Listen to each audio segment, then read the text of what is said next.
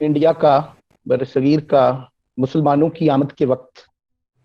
جو ایک ایپسٹیمک کلچر تھا اس کا ہمیں اندازہ ہو سکے کہ 8ویں صدی عیسوی میں 8 سینچری میں مسلمان جس وقت زیادہ یہاں پہ داخل ہونے کا سلسلہ شروع ہو رہا ہے تو ہندوستان کی اپنی جو انٹلیکچوئل ٹریڈیشن ہے وہ کیا تھی اور وہ ان فکری مسائل کو کس انداز میں دیکھ رہے تھے اور ان کی اپنی فکر کا بنیادی سوال اس وقت کیا بن چکا تھا اس دور تک جو اس کی صورتحال تھی، یہ ہم نے پچھلی نشستوں میں کچھ اس کو دیکھا بھی. میں نے آپ سے ایک میتھڈز آف نالج کتاب کا ایک اپینڈکس بھی شیئر کیا ہے اس حوالے سے، جس میں بہت زیادہ سمرائزڈ انداز کے اندر ان یوں کہہ لیں ایپسٹیمک سٹانسز کی اوپر کچھ چیزیں آپ کے ساتھ جو خصوصاً وہ 6 ویدک جو ایپسٹیمک سٹانسز ہیں، درشن جو 6 ویدک ہیں، تو اس پہ کوئی ابتدائی سی بات ہم نے کر لی تھی اور آپ لوگوں کے ساتھ وہ ڈاکیومنٹ بھی شیئر کر دی تھی تاکہ آپ کو تھوڑا سا ایک اندازہ ہو جائے کہ اس وقت کی فکری صورتحال ہندوستان کی کیا تھی. کچھ ریسنٹ کام بھی اس کے اوپر ہو رہے ہیں تو ان کو بھی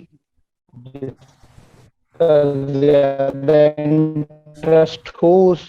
ان ایپسٹیمک سٹانسز کے اندر اور ہندوستان کی جو انٹلیکچوئل ٹریڈیشن اس دور میں خصوصاً کہاں پہنچی ہوئی تھی، تو وہ کتابیں بھی میں بھی آپ بھی اپنے طور پہ بھی یقیناً اس کو دیکھیں.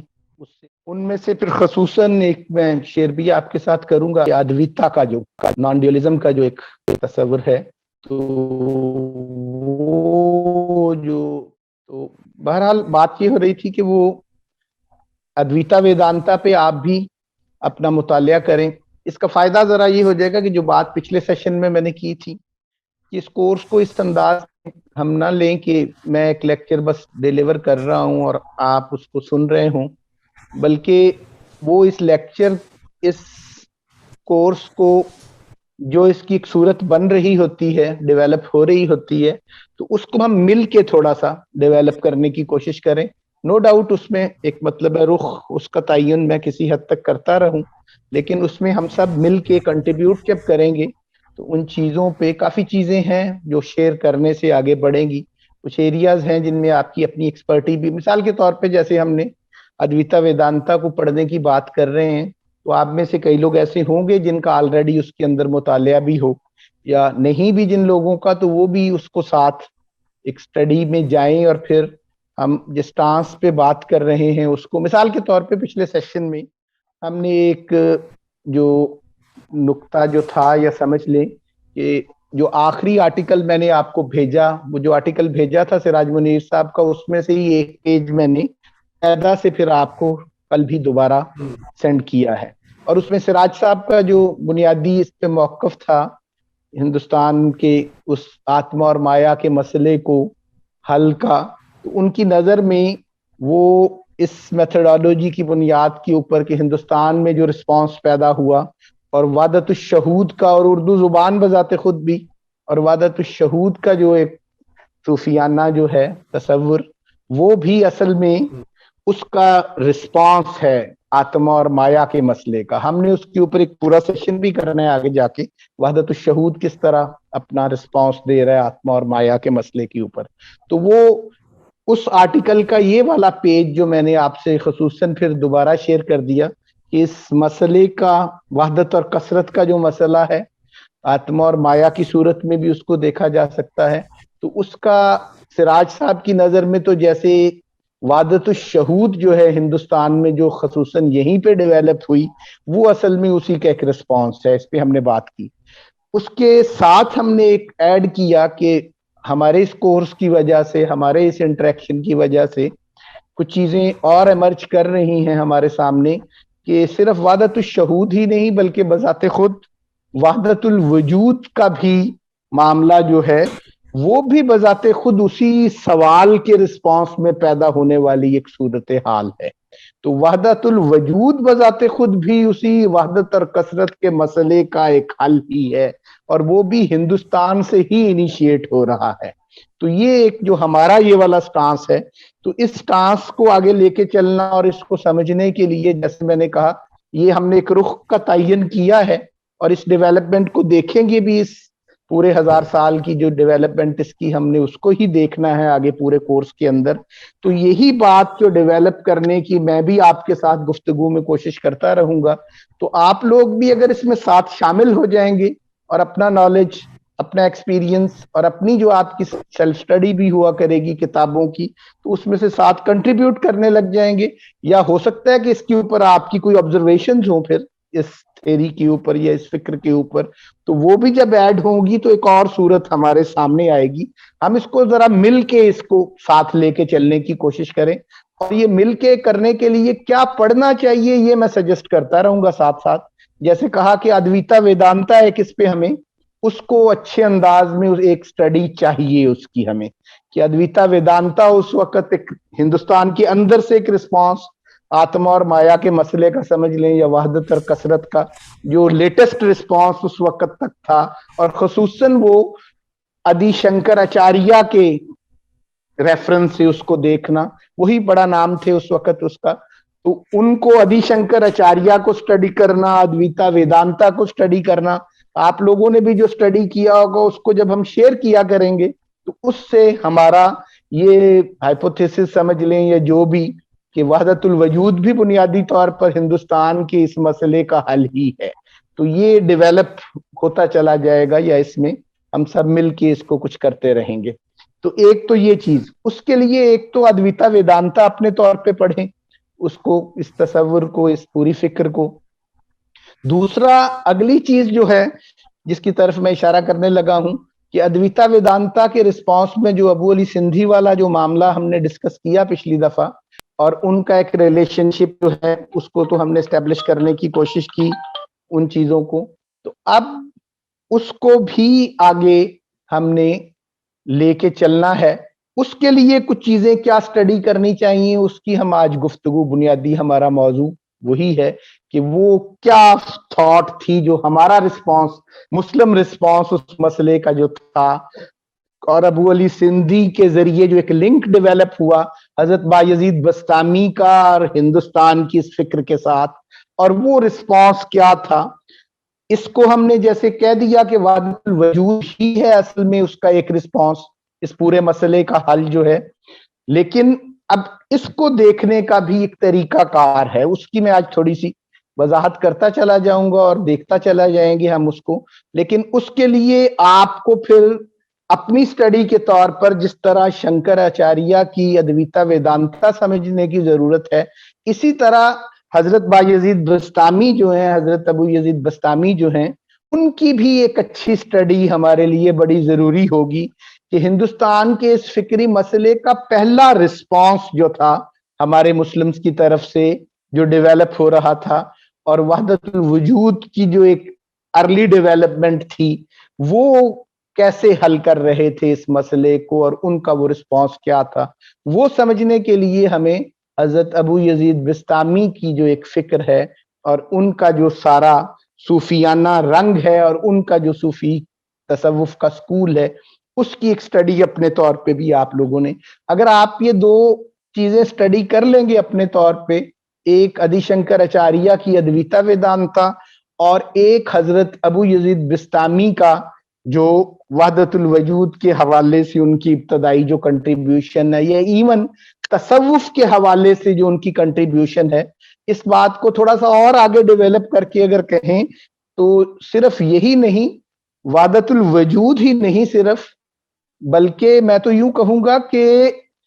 تصوف کے اندر جو عرفانی ڈیولپمنٹ ہے،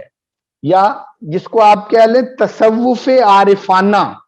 یہ بھی بذات خود عارفانہ تصوف کی روایت اسلامی فکر میں پیدا ہو رہی تھی، یہ بھی یوں کہہ لیں کہ در حقیقت اسی مسئلے کے رسپانس کی وجہ سے پیدا ہونی شروع ہوئی ہے اس انداز کے اندر، یا دوسرے لفظوں میں یہ کہہ لیں کہ تصوف عارفانہ کی جو روایت تھی، یا صوفی اپسٹمالوجی بذات خود वो भी असल में इन्हीं एपिस्टेमिक कल्चर्स के रिस्पॉन्स के तौर पे डेवलप हुई है। सूफियाना अहवाल, सूफियाना खशियत इलाही, हुब्बे इलाही, जुहद, ये चीजें नो डाउट पहले से इस्लामी तसव्वुफ के अंदर काफी डेवलप हो चुकी थी, और आगे फिर उसके हवाले से कुर्बे इलाही का एक खास जो मौजूआत थे। लेकिन अब सूफी एपिस्टेमोलॉजी, या ये कह लें कि तसव्वुफ का अपना तसव्वुर इल्म, जिसको हम इरफानी तसव्वुर इल्म कह रहे हैं, या इरफान कह रहे हैं, या मार्फत कह रहे हैं, वहदतुल वजूद तो रिस्पॉन्स है ही, बजाते खुद इरफान की मेथोडोलॉजी या हमारा अपना इस्लामिया तसव्वुफ का तसव्वुर इल्म या तसव्वुर इरफान भी, ये सूफी एपिस्टेमोलॉजी भी यहीं से एक खास रुख इख्तियार करना और डेवलप होना शुरू हुई है। बल्कि तसव्वुफ के अंदर बजाते खुद यूं आप कह लें कि दो स्कूल बड़े मारूफ उस दौर की, जब स्टडी तसव्वुफ की हम करते हैं, एक तो बगदादी स्कूल जो तसव्वुफ का था, हजरत जुनैद बगदादी वगैरह, बड़ा अहम नाम उसके अंदर जो हम कहते हैं, वो एक और तरह की तसव्वुफ की अपनी डेवलपमेंट है। तो दूसरी तरफ हजरत बायजीद बस्तामी की जैसे हम बात कर रहे हैं, या ये एक, तो इसके लिए एक टर्म इस्तेमाल भी होती है, वो खुरासानी स्कूल ऑफ थॉट जो है तसव्वुफ का। तो ये यूं कह लें कि खुरासानी स्कूल ऑफ थॉट भी बजाते खुद इसी से डेवलप हो रहा है। तो आप यूं समझ लें कि ये हिंदुस्तान का ये मसला सिर्फ हिंदुस्तान का नहीं रहा, बल्कि इसने तसव्वुफ के अंदर भी बहुत बड़े इनकलाबात बर्पा किए। सूफी एपिस्टेमोलॉजी भी इसी से डेवलप हो रही है, वादतुल वजूद की भी बुनियादें यहीं पे रखी जा रही हैं, और इस्लामिक मिस्टिक स्कूल्स जो थे उनमें से भी एक बहुत अहम स्कूल इसके नतीजे में बड़ा डेवलप हुआ। तो ये एक चीज जिसकी मैं निशानदेही करना चाह रहा था, और इसको हम अभी आज की जो हमारा सेशन है या गुफ्तगू है, इसमें हम इसी को देखेंगे। थोड़ा सा इरफान की बात जैसे कर दी, इस पे थोड़ी सी बात करके हम आगे हम फिर ये चलेंगे कि वहदतुल वजूदी जो रिस्पॉन्स पैदा हुआ, उसका ये है नो डाउट ये बात भी कि हम सीधा सीधा एक नशिस्त के अंदर उस रिस्पॉन्स को बना दें कि उन्होंने क्या, वहदतुल वजूद क्या हल देती है इस वहदत और कसरत के मसले का। वहदतुल शहूद क्या हल देती है उस पर तो हम एक सेशन करेंगे, लेकिन वहदतुल वजूद का हल जो है वो मैं सिर्फ एक सेशन पे नहीं छोड़ना चाह रहा, क्योंकि उसकी वजह है, वजह उसकी ये है कि मैं उसको जरा डायलेट करके आपको दिखाना चाह रहा हूं। एक तो उसका हल है कि हमने पिछले 1000 साल के अंदर वहदतुल वजूद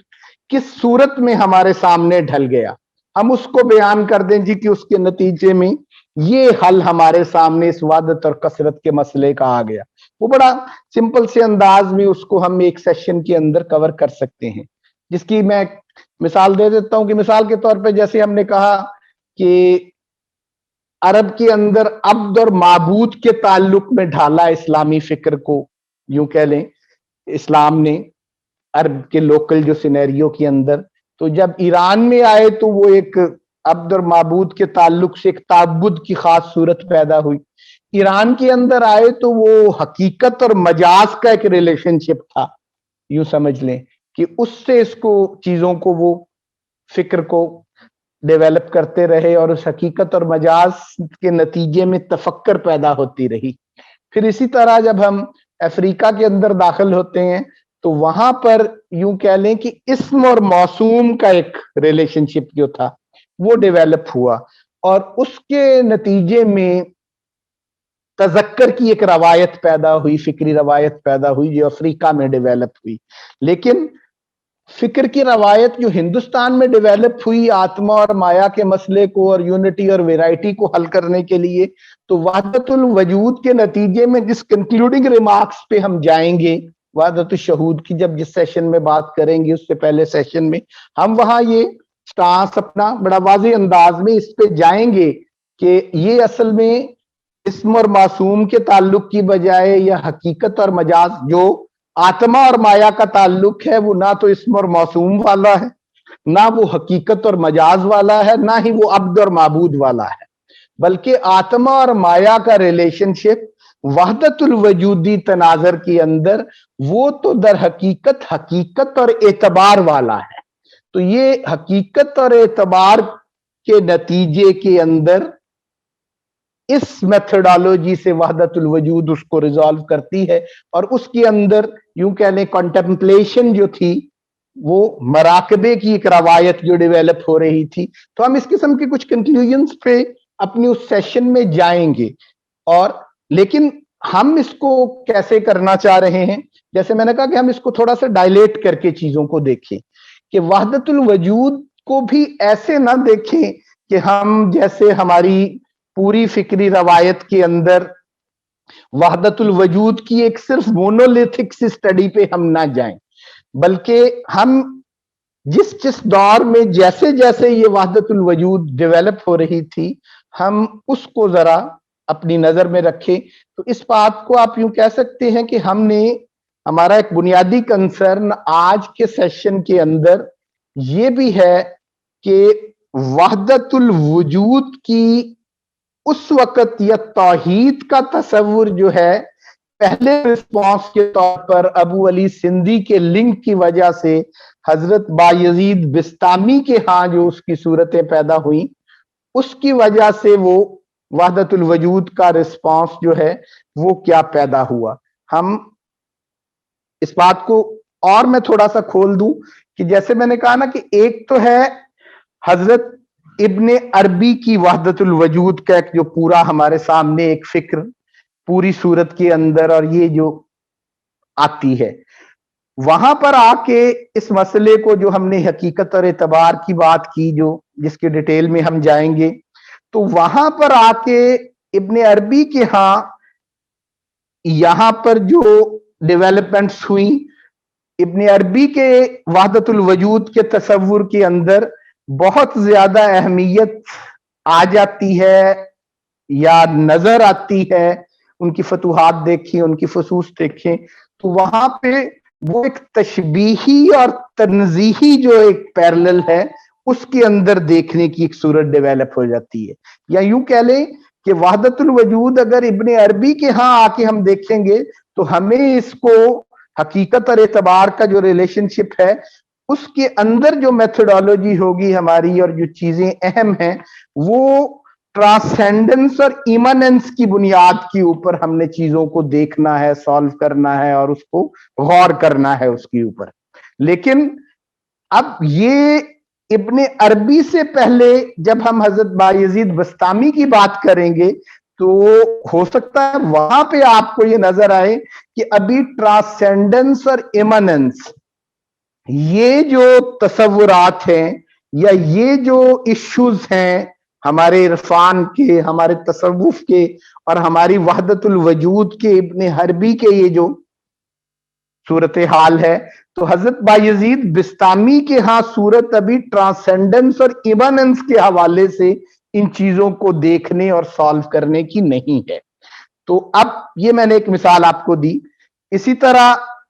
मिसाल के तौर पे आपका तैमूर साहब के साथ जो पिछला सेशन गालबन हो रहा था, वो टुकड़ा उसमें से जो शेयर किया गया मेरे साथ भी, वैसे तो वो आपकी साइंस वगैरह पे डिस्कशन थी पिछले में, उससे पिछले में जो कॉन्सेप्ट हमें दिखाया जा रहा था स्लाइड्स के अंदर खसूसन, तो एक वहदतुल वजूदी पर्सपेक्टिव और जो तहदारी है वजूद की उस हवाले से चीजें जो आप दिखा रहे थे, और उसमें मुख्तलिफ जो उसके प्रेजेंसेस के हवाले से या इन चीजों को हम आलम अजसाम भी देख रहे हैं, आलमुल ख्याल भी देख रहे हैं, आलम अरवाह की भी बात हो रही है। तो ये चीजें जो थी, ये चीजें जो रिजॉल्व होती वहां पे हमें वहदतुल वजूद में अब आएंगी जब हम एक अपने कंक्लूडिंग जगह पे पहुंचेंगे और जो चीज एक सामने आपके वहदतुल वजूद की और इस एपिस्टेमोलॉजी की और कॉस्मोलॉजी उसकी और ऑन्टोलॉजी, ये तैमूर साहब ने उस सेशन में आपके सामने पिछले एक दो सेशंस में जो स्लाइड्स दिखाते रहे उसमें वो अगर हम कहें तो वो यूं कह लें कि एक पिक्चर है वहदतुल वजूद की, एक मुकम्मल एक सूरत है जो ढल गई इब्ने अरबी के आके। तो तैमूर साहब आपको वो तो दिखा रहे थे उसमें, और हम भी एक सेशन में उसकी कुछ फर्दर डिटेल्स को भी کھولنے کی کوشش کریں گے. لیکن اب ہم یہ کوشش کر رہے ہیں کہ حضرت بایزید بسطامی کے ہاں یا اس دور کے اندر توحید یا توحیدی رسپانس وحدت اور کثرت کے حوالے سے ابو علی سندھی نے جو توحید سکھائی حضرت بایزید بسطامی کو، تو وہ یوں کہہ لے کہ ایک ہندی کانٹیکسٹ کے اندر پیدا ہونے والا وحدت الوجود کی ڈیولپمنٹ اور جو آغاز تھا وہ در حقیقت کیا تھا. اور اس میں بڑی ویریشن ہوتی ہے، جیسے میں نے کہا کہ مختلف صوفیہ کے ہاں توحید کا جو تصور ہے کیسے ڈیولپ ہوا اور اس میں کیا ویریشنز ہیں. مثال کے طور پہ کامل صاحب کے ہاں آپ نے جو آپ کے ابتدائی سیشن میں جیسے ہم نے کہا کہ توحید کے تصور کو بڑا اچھا انہوں نے پیارا سیشن، اس میں مجھے وہ موقع ملا کچھ چیزیں سننے کا کہ وہ وحدت الوجودی پرسپیکٹو میں خود آرکیٹیکٹ ہیں نو ڈاؤٹ، لیکن اپنے ڈسپلن کا شعور یوں کہہ لیں ان پر اس طرح حاوی نہیں ہے. اس دن جو وہ گفتگو کر رہے تھے جیسے، تو وہ یوں کہہ لیں کہ انوائرمنٹل اکنامکس کے ایریا کی باتیں بھی آپ کے سامنے وہ، اور اس فلسفی کے اوپر بھی ان کے کومنٹس آ رہے تھے ایک طرح سے جو پوری، اور اس کے اندر جو ایک وحدت الوجودی رنگ شامل تھا اس کو اگر میں اپنے صوفیہ کی روایت کے ہاں تلاش کرنے کی کوشش کروں کہ وحدت الوجودی رنگ یہ والا جو ہے، تو یہ ہمارے صوفیہ میں سے یہ تھیمز کہاں پہ ہمیں لائے کریں گے، تو وہ اس میں بھی ایک بہت بڑے صوفی جو ہمارے اس حوالے سے توحید کا ان کا جو تصور ہے، تو وہ حضرت سہیل تستری جو ہیں، تو ان کے ہاں آپ دیکھیں گے کہ وہی کہ اس توحید کا اور اس وحدت الوجود کا جو دائرہ کار ہے حضرت سہیل تستری کے ہاں اسی انداز میں تھیورائز ہوتا آپ کو نظر آئے گا کہ وہ پریموڈیل سے لے کر اور پھر ایک مراجعت اور ایک ریٹرن کا جو معاملہ ہے کہ اس ٹائم اینڈ سپیس کے آنے سے پہلے کا جو ایک معاملہ ہے اس کی ایک جو توحیدی صورت تھی اور وحدت الوجودی جو ایک صورتحال تھی، اور پھر اس کی طرف ماد مبدا اور ماد کے مسئلے کے طور پر سراج صاحب بھی اس کو ڈسکس کرتے ہیں اور کامل صاحب نے بھی اس دن آپ کے سامنے رکھا. تو اس کی ایک بہت اچھی جھلک آپ کو سہیل تستری کے ہاں بڑی خوبصورتی کے ساتھ ملے گی، کوئی اپنے طور پہ اس کو بھی سٹڈی کرے تو. مطلب یہ مراد یہ ہے کہ وحدت الوجود کو ہم جب ایک کیٹیگری کے طور پہ ڈسکس کر رہے ہوتے ہیں یا توحید کی ڈیولپمنٹس کو جب ہم دیکھ رہے ہوتے ہیں، تو وہ تصوف کے اندر مختلف صوفیہ کے ہاں اس کو مختلف انداز سے اور مختلف ادوار کے اندر ہم اس کی ایک اپریسیشن بھی ہمارے اندر ڈیولپ ہو سکتی ہے اس کو علیحدہ کر کے جب ہم چیزوں کو دیکھ رہے ہوتے ہیں. تو اسی طرح یقیناً اب یہ صورتحال ہمارے سامنے کہ توحید حضرت بایزید بسطامی کے ہاں کیسے ڈیولپ ہو رہی تھی، یا وحدت الوجود کا جو کہہ لیں ابتدائی رسپانس اس کی اس وقت صورت کیا تھی وحدت اور کثرت کے ہندوستانی مسئلے کے حوالے سے جو ڈیولپ ہو گیا. اب اس کے اوپر آنے سے پہلے، اور یہ یوں کہہ لیں کہ آج کا ہمارا جو دوسرا سیشن ہوگا بنیادی طور پہ، اس ریمیننگ سیشن کے اندر ہم اس پہ ذرا فوکس کریں گے اور اسی پہ جائیں گے کہ حضرت بایزید بسطامی کا اب جو توحید کی ڈیولپمنٹ تھی اور ان کے ہاں جو ایک رسپانس تھا وحدت اور کثرت کا، اس کو ہم کیسے سمجھنے کی کوشش کریں اور اس لمحے میں وحدت الوجود کو کیسے دیکھیں یا ابتدائی ڈیولپمنٹ کیا تھی. تو اس سے لیکن پہلے جو ایک بات میں نے ابھی عرفان کے حوالے سے آپ سے کی، آپ لوگ اس میں اگر یہ آواز میں کوئی دقت تو نہیں آئی نا؟ چل رہا ہے نا؟ جی صحیح چل رہا ہے، ٹھیک چل رہا ہے. اور یہ بات میں کسی حد تک کنوے کر پایا یہ کہ ہم کیا کرنے جا رہے ہیں اس وقت؟ جی جی ڈاکٹر یہ صاحب اس درمیان میں میں آپ کچھ شامل؟ جی ڈاکٹر جی صاحب جی میں کچھ کہنا چاہوں گا ساری، کیونکہ یہ جی جی پچھلی دفعہ بھی آپ نے یہ بہت ہی چیلنجنگ سا ہائپوتھیسس ہے، میں کہوں گا. مگر اس میں اپنا میں موقف پیش کہ میں اتنا جانتا تو نہیں ہوں تو اس کی تصحیح ہو بالکل. جائے گی آپ کے بیان سے. جی جی. مگر I am slightly uncomfortable by with the statement کہ وحدت الوجود is a response to the Indian situation.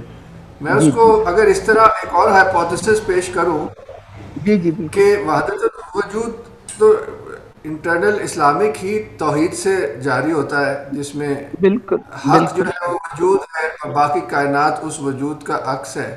جبکہ ہوں. انڈیا میں سیلف جو ہے وہ حق ہے اور سب کچھ سیلف میں شامل ہے، تو بالکل اپوزٹ بھی ہیں یہ دونوں باتیں. مگر یہ یہ بالکل ٹھیک. اس پہ بحث نہیں کرنا چاہوں گا. مگر الٹیمیٹلی تو بات یہی ہے کہ حقیقت کا اور چیزوں کا کیا تعلق ہے وہ تو کامن ہے. اصل مگر اس بنیادی طرح دیکھا مسئلہ. جا سکتا ہے. میری ایک سورٹ آف گفتگو ہوئی تھی ولیم چٹک سے، وہ جی لاہور جی آئے جی. تھے ایک دفعہ. جی بالکل تو اس سے بالکل. مجھے یہ سمجھ آیا کہ وحدت الوجود انڈیا میں بہت زیادہ اس کو ڈیولپ کیا گیا، یعنی کہ اٹ واز ویری، اس پہ یہاں بالکل یہاں کی ایک چیز بن گیا. تو جی اس جی طرح کیوں نہیں بالکل. ہم کہہ سکتے؟ کیونکہ وہ یہاں کے مسئلے سے، یہاں کی طبیعت سے لگا کھاتا تھا. کیونکہ جو ہندوازم کا یا ادویدانتا ہے وہ بھی توحیدی ہے، جیسے دارا شکو جی جی وغیرہ بہت صوفیہ نے کہا کہ بالکل. یہ تو وہی بات کر رہے ہیں ہم کرتے ہیں. تو وائی ڈز اٹ جی ہیو جی ٹو بالکل. بی وہ اس کو کسی کہیں سے آنے کی کیا ضرورت ہے؟ اور جی اس جی. یہ بھی اب تو ہو یہی سکتا ہے بات کہ دونوں. نہیں. ہاں یہی یہ بات اس کو میں شاید ابھی پوری طرح، کیونکہ میں اسی لیے اس پہ بہت فوکس کر رہا ہوں اس تھیم پہ. اس کے اندر کچھ ریپیٹیشن بھی آ رہی ہے پچھلے سیشنز میں دوبارہ بھی، کہ اس نقطے میں کوئی ایک فرق نہ رہ جائے. یہ جو بات کس انداز میں آپ نے اس کو میری بات کو سمجھا ہے، اس میں تھوڑا سا ایک ڈیلیکیٹ سا ایک فرق ڈفرنس رہ گیا ہے. ابھی ہم یہ کہیں بھی نہیں کہہ رہے کہ وحدت الوجود اصل میں ہندوستان کے ادویتا ویدانتا، یا یوں سمجھ لیں کہ اس کے ساتھ اس سے متاثر ہو کے ایک وہی چیز آ گئی ہے سامنے، آئیڈینٹیکل ہے، اور ہم اس پہ نہیں جا رہے. جہاں تک یہ بات ہے کہ ولیم سی چٹے کا آپ نے جیسے حوالہ دیا، اس پہ ہمارا جو پیرینیل سٹانس ہے اس حوالے سے، وہ تو بڑا سمپل ہے. اس پہ دو تین سٹانسز جس کا میں نے اشارتاً ذکر کیا تھا، اس کی ڈیٹیل میں ہم نہیں گئے پچھلے سیشنز میں. ایک تو یہ کہ زینر وغیرہ کا جیسے تھیسز ہے، آپ نے جس انداز میں میری بات کو یوں سمجھا اور اس کا ایک سوال سامنے لے کے آئے ہیں، وہ اصل میں وہ میرا موقف نہیں، وہ زینر کا ایک موقف ہے کہ اس صورتحال سے متاثر ہو کے اسلام نے اپنے آپ کو یہ کر لیا.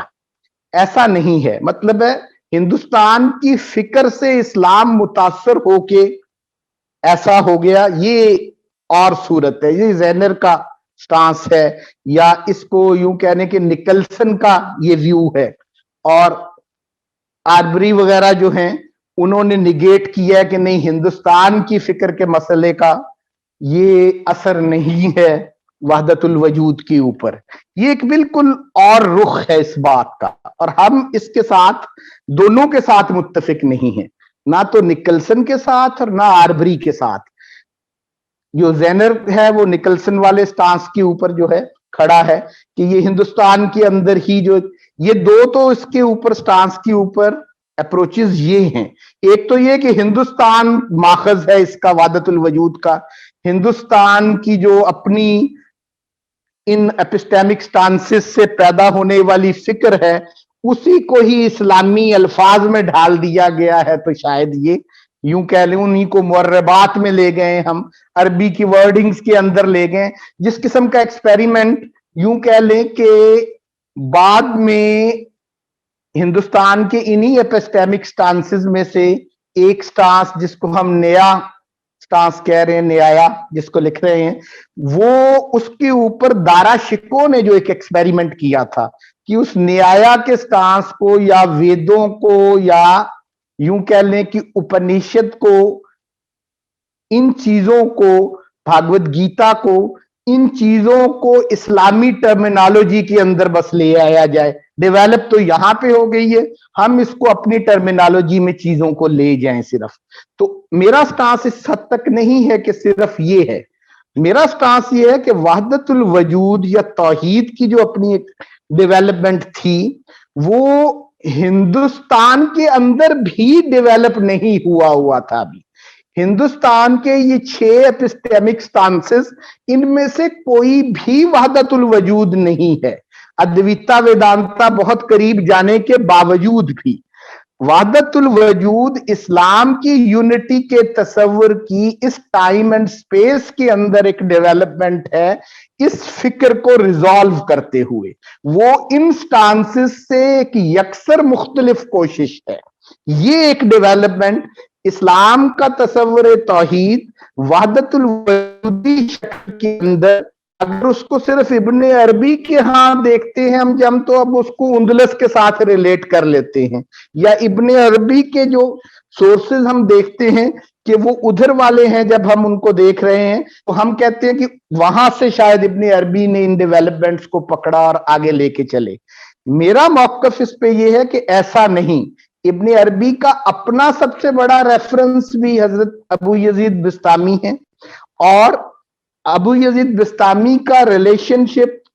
अबू अली सिंधी के साथ, मतलब मैं अगर इसको कहूं कि मुझे तो ज्यादा यूं लगता है कि हजरत बायजीद बिस्तामी भी क्या, ये अबू अली सिंधी एक बहुत बड़े सूफी सेंट हैं जिनका सिंध से एक ताल्लुक है। वहदतुल वजूद का इब्तदाई नाम तो वो खुद हैं। हमें जैसे आजकल सुकरात की जो चीजें डायरेक्ट नहीं मिलती, प्लेटोनिक ट्रेडिशन से ही हम उनको हासिल कर पाते हैं, तो अबू अली सिंधी को हम हजरत बायजीद बिस्तामी के जरिए पढ़ रहे हैं। असल में अबू यजीद सिंधी ने भी, अबू यजीद बिस्तामी ने भी अभी, और अबू अली सिंधी ने भी वहदतुल वजूद की उस फिक्र को पूरी तरह डेवलप नहीं कर दिया, लेकिन उस कसरत और वहदत के इश्यू को यूं एपिस्टेमोलॉजिकल लेवल के ऊपर एड्रेस करने की एक जो रवायत थी वो यहां हिंदुस्तान से पैदा हुई। नो डाउट उसके बाद वो हिंदुस्तान के अंदर भी डेवलप होता रहा, हिंदुस्तान से बाहर भी डेवलप होता। उसकी भी खास वजह है। हमने पिछले जितने मुस्लिम कल्चर का या मुस्लिम थॉट का जिन जिन कल्चर्स के साथ इंटरेक्शन देखा, वो सारे के सारे कल्चर, उनमें से कोई भी कल्चर ऐसा नहीं था जिसके कंसर्न्स एपिस्टेमिक हों। इवन मैं ये मतलब है ईरान के हवाले से, अफ्रीका के हवाले से, अरब के हवाले से, और इंडियन थॉट के मैंने एपिस्टेमिक कल्चर्स जैसे आपके सामने रखे और एपिस्टेमिक स्टांसेस आपके सामने जो रखी, तो हिंदुस्तान की खा वो वैदिक ट्रेडिशन हो और खा हिंदुस्तान की वो बुद्धिस्ट ट्रेडिशन हो, खा वो हिंदुस्तान की जैन ट्रेडिशन हो, खा हिंदुस्तान की अपनी मटेरियलिस्टिक ट्रेडिशन हो, हिंदुस्तान खालिसतन एक इल्मी रिवायत थी, एक एपिस्टेमिक ट्रेडिशन थी। बाकी कोई भी ट्रेडिशन इस अंदाज में एपिस्टेमिक ट्रेडिशन थी ही नहीं। तो इस्लाम की अपनी एपिस्टेमिक जो डेवलपमेंट थी, इस्लाम का अपना इरफान भी इस्लाम की एपिस्टेमोलॉजी है, इस्लाम की वहदतुल वजूद भी तो इस्लाम की ही एपिस्टेमोलॉजी है। मेरा बुनियादी इस पे स्टांस यही है कि हिंदुस्तान के अंदर ही इस्लाम की एक एपिस्टेमोलॉजिकल मैनिफेस्टेशन पैदा हो सकती थी, बाकी जगहों पे उसका मटेरियल या इम्कानात नहीं थे। वहां पे तमद्दुन तो पैदा हो सकता था स्पेन में, और उसके जरिए वो वेस्ट में भी जा सकता था। तफक्कुर की एक सूरत जो हकीकत और मजाज का रिलेशनशिप ईरान में पैदा हो सकता था, अब दर माबूद का ताल्लुक वहां पर पैदा हो सकता था, लेकिन हकीकत और एतबार के ताल्लुक को जिस एपिस्टेमिक फिजा की जरूरत थी, उसके seeds no doubt Islamic unity में ही हैं, लेकिन जो क्लाइमेट उसको चाहिए था डेवलप होने के लिए इस पौधे को, पोटैटो जो है वो आप यूरोप के अंदर ग्रो करते हैं, ठंड के अंदर ग्रो करते हैं, खास माहौल में ग्रो करते हैं, तो वो खास क्लाइमेट दस्तयाब इधर हो गया यूनिटी के तस्वुर को, और उसने इस्लाम की अपनी एक एपिस्टेमिक डायमेंशन को, इरफान को भी और वहदतुल वजूद को भी डेवलप कर दिया। उससे पहले उसकी बहुत बड़ी मिसाल पे मैं जाऊंगा अभी इस सेशन में कि वो क्या टर्म्स हैं जिसके ओरिजिनेटर ही हजरत बायजीद बिस्तामी हैं या अबू अली सिंधी हैं, उससे पहले हमारे तसव्वुफ के अंदर वो डिसिप्लिन डेवलप ही नहीं हुए थे इससे पहले। ये एक उसमें, और इसको मैं थोड़ा सा इस ट्रांस के साथ, जैसे आपने विलियम सी चिटे वाली बात कर दी इसके ऊपर, मतलब इसका फायदा ये हुआ है आपकी इस ऑब्जर्वेशन से और इसमें दाखिल होने से कि ये कुछ चीजें हैं ये हिडन रह जानी थी, ये सामने नहीं आनी थी। अब खुल के आपके बात करने से मैं ये कहने का एक मौका मुझे मिल गया है और ये खुल के आएंगी सामने कि जो विलियम सी चिटे की अप्रोच जिसकी आपने बात की कि नो डाउट वो डेवलप हिंदुस्तान में भी बहुत ज्यादा उसकी डेवलपमेंट हुई। अब उस पे जो एक चीज विलियम सी चिटे हैं, ये यूं कह लें हमारी पेरिनियलिस्ट फिलॉसफी के, या हमारे यूं कह लें कि शाजलिया सिलसिला, खसूसन शाजलिया मरियमा के हाँ, जो हमारी पेरिनियलिस्ट जो अंडरस्टैंडिंग है इस मसले की, वो भी मैं आपके सामने थोड़ी सी पूरी तरह लेके आ जाऊं कि उनके ख्याल में, जैसे हमने कहा कि एक मौकफ ये है कि कुछ लोग कहते हैं कि बुद्धिस्ट ट्रेडिशन से मुतासर होकर वहदतुल वजूद पैदा होगी, कुछ कहते हैं कि प्लॉटिनस से मुतासर होकर वहदतुल वजूद पैदा होगी, कुछ कहते हैं कि ये वहदतुल वजूद का या इरफान का इस्लामी रवायत के अंदर पैदा होना ये असल में तो मेजियन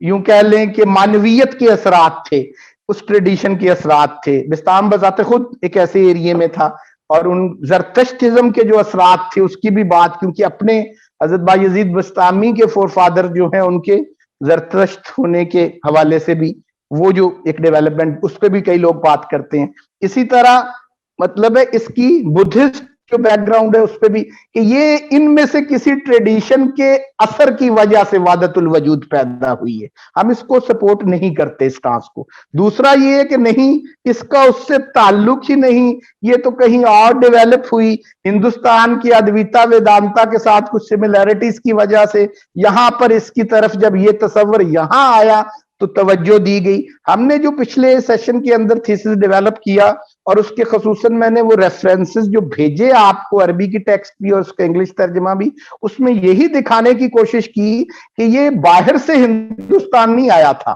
ये हिंदुस्तान में ही इस्लाम ने डेवलप किया था, हिंदुस्तान के बुनियादी सवालात के हवाले से। और ये वो थीसिस है जो असल में हम देख रहे हैं इनके यहाँ, सिराज मुनीर की हाँ डेवलपमेंट इस अंदाज में देखने की जो रविश है। अब जो हमारा पेरिनियलिस्ट स्टांस है वो बड़ा सिंपल है, इस पे बड़ा इंटरेस्टिंग है और वो काफी हद तक उसमें जान भी है। उनका मौकफ इन दो से तीसरा है। वो मौकफ क्या है? वो मौकफ ये है कि ये डेवलपमेंट जैसे वहदतुल वजूद है हमारे यहाँ, अद्विता वेदांता है हिंदुस्तान में,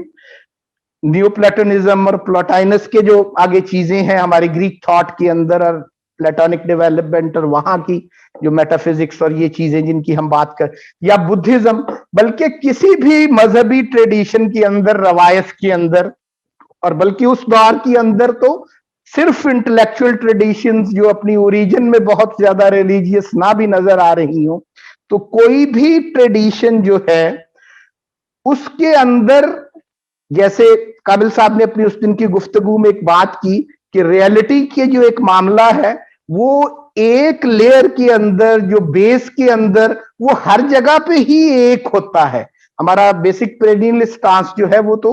यही है कि अद्विता के अंदर भी एक दूसरे से मुतासर होने की जरूरत नहीं, या एक ही दौर में होने की भी जरूरत नहीं, या उनके लिंक तलाश करने की भी जरूरत नहीं है। इस सतह पे जब चीजों को एक्सप्लोर करेंगे तो दुनिया के जिस खित्ते के और जिस मजहबी रवायत के लोग भी उसको एक्सप्लोर करने की कोशिश करेंगे, वहां पे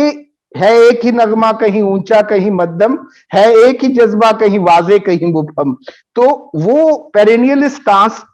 इस किस्म का है कि हर जगह पे ही वो एक ही जज्बा है, एक ही नगमा है, एक ही स्टांस है। वो किसी एरिया में तो अद्विता बन के नजर आएगा, किसी में प्लोटाइनस की सूरत में ढलेगा, किसी में बुद्धिस्ट निर्वाणा के तस्वुरात के अंदर वो नजर आएगा, हमारे यहाँ वहदत उल वजूद में भी वो नजर आ रहा है। तो वो बहुत ज्यादा डीपर लेवल के ऊपर ये सारा कुछ, उसकी भी एक यूनिटी है पेरिनियलिस्ट के यहाँ जो हम जिसकी बात करते हैं। अब ये तीसरा स्टांस हमने इस हवाले से जिसकी बात कर दी। अब हम जो स्टांस ले रहे हैं वो चौथा है, और वो हम ऐसे नहीं ले रहे, नो डाउट पेरिनियलिस्ट की ही एक जो लेटर डेवलपमेंट है वो आगे जाके पेरिनियलिज्म को भी, जैसे मैंने कहा ना कि एक ही मोनोलिथ के तौर पे देखने की बजाय पेरिनियलिज्म रेनोगिनो के यहाँ, फिजो श्वान के यहाँ, मार्टिन लिंक्स के यहाँ, इनके फर्क को भी देखने की जरूरत है। हम जिस टास्क के ज्यादा करीब जा रहे हैं वो यूं समझ लें वो सिराज मुनीर और सैयद हुसैन नसर वाला जो पेरिनियलिस्ट की अंडरस्टैंडिंग, जिसको वो भी आजकल डेवलप करने की कोशिश कर रहे हैं। मतलब सैयद हुसैन नसर भी एक रुख के अंदर उसके ऊपर एक नतीजे पे पहुंच रहे हैं। वो उस इब्तदाई जो स्टांस होता है एक थॉट का, उसके अंदर की एक डेवलपमेंट में कुछ चीजें और निखर के भी सामने आ रही हैं। तो अगर हमारे स्टांस को, जो चौथा स्टांस हम इख्तियार करने जा रहे हैं, जो असल में सिराज मुनीर का स्टांस है कि इस्लाम की अपनी मैनिफेस्टेशंस का ये असूल है कि एक मरकज के गिर्द ये सारी डेवलपमेंट हो रही है, दायरों का एक निजाम पैदा हो रहा है, एक दायरा अरब का दायरा है, एक दायरा ईरान का दायरा है, एक दायरा अफ्रीका का दायरा है, एक दायरा हिंदुस्तान का दायरा है। सबके अंदर ही यूनिटी एक खास शक्ल इख्तियार कर रही है, और हिंदुस्तान में आके वो यूनिटी एक और खास शक्ल इख्तियार करती है, और उसके अंदर भी उसी बुनियादी तसव्वुर तौहीद का ही अक्स है। एक हिंदुस्तानी क्लाइमेट के अंदर, एक हिंदुस्तानी सूरत हाल के अंदर, उसको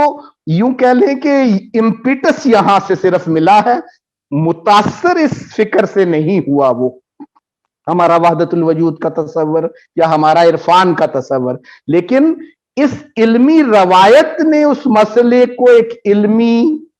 अंदाज में सोचने का मौका दिया, और तौहीद की ये एक एपिस्टेमिक डेवलपमेंट एक डिसिप्लिन के तौर पर, और एक एपिस्टेमोलॉजी के तौर पर, और एक तसव्वुर इल्म के तौर पर ये यहीं पे डेवलप हो सकती थी और यहीं पे हुई। अब तजक्कर वाला, जैसे हमने कहा कि वो ऐसा नहीं है कि वो अफ्रीका की फिक्र से मुतासर होकर हमने तजक्कर की रवायत पैदा की, लेकिन अफ्रीका के बुनियादी मसाइल के रुख को देख के उसको रिस्पॉन्ड उस अंदाज में किया जा रहा है। नो डाउट बाद में जो भी एक मुकामी रवायत होती है और उससे फूटने वाली जो चीजें होती हैं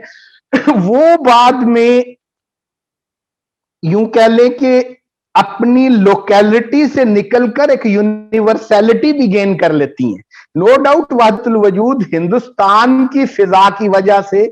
इसको पैदा होने का मौका मिला, और यहां का मसला एपिस्टेमिक था, और उसके नतीजे में ये रुख में ढलनी चीजें शुरू भी हुई। लेकिन वो इस लोकेलिटी से निकलकर एक यूनिवर्सैलिटी भी गेन करता गया, और वहदतुल वजूद अपनी हतमी शक्ल के अंदर इस्लाम के हर खित्ते में उसकी एक अपनी वैलिडिटी है और उसकी एक अपनी सूरत हाल पैदा हो गई। हर फिक्र, जैसे आपने पिछले सेशन में इस बात को समझाने के लिए पिछले सेशन में सवाल जैसे कर दिया, गालिबन क्या नाम है, किसने ये, वो पिछले सेशन में नहीं था, मेरे व्हाट्सएप में वो पड़ा सवाल था पुराना। सवालों के हवाले से भी तरीकाकार मेरा ये होता है कि आपका मैं सवाल देख चुका होता हूँ, वहां जहन में वो मेरे मौजूद होता है, हमारी अपनी प्लेसमेंट में किसी जगह पे वो डिस्कस हो रहा होता है तो मैं साथ उसको करता चला जाता हूँ। मेहर मंजूर का गालिबन सवाल था कि सिराज मुनीर साहब की क्या कोई क्रिटिक लिखी गई है कि नहीं। उसका जवाब भी किसी ने दिया हस्तनीस्त वाले ही उसी फोरम के ऊपर ही, आपके ग्रुप के अंदर ही, कि वो क्रिटिक नो डाउट एक लिखी गई है, लेकिन वो उनके जरा थॉट के पेरिनियलिस्ट एस्पेक्ट्स के ऊपर ही क्रिटिक करने की और अकीदे के तनाजर में क्रिटिक करने की। अब यही बात आपको उस हवाले से समझ आएगी कि अब प्रॉब्लम यही है कि हम किसी बड़े आदमी को जब देखते हैं तो महज उसके